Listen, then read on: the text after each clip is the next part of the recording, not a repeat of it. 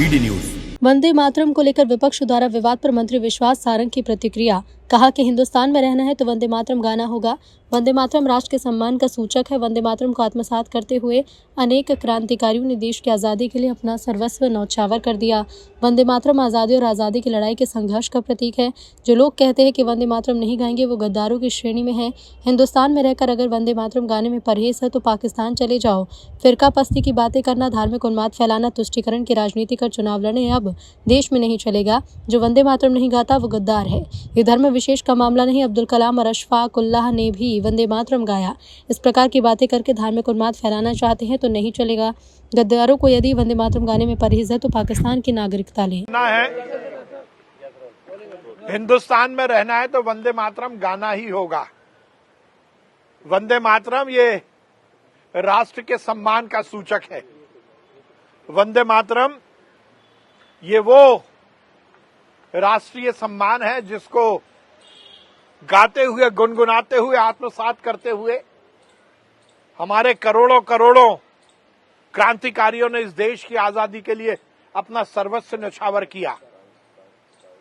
ये वंदे मातरम आजादी का प्रतीक है, आजादी की लड़ाई के संघर्ष का प्रतीक है। जो लोग ये कहते हैं कि वंदे मातरम नहीं गाएंगे वो गद्दारों की श्रेणी में है। और यदि हिंदुस्तान में रहकर वंदे मातरम गाने में परहेज है तो पाकिस्तान चले जाओ। फिरका परस्ती की बातें करना, धार्मिक उन्माद फैलाना, तुष्टीकरण की राजनीति करके चुनाव लड़ना और जीतने की कोशिश करना, यह अब इस देश में नहीं चलेगा।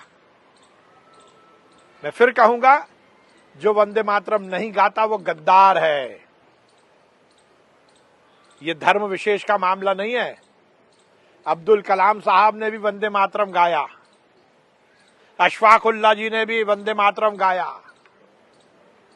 और ये अब इस तरह की बातें करके यदि धार्मिक उन्माद फैलाना चाहते हैं तो ये नहीं चलेगा।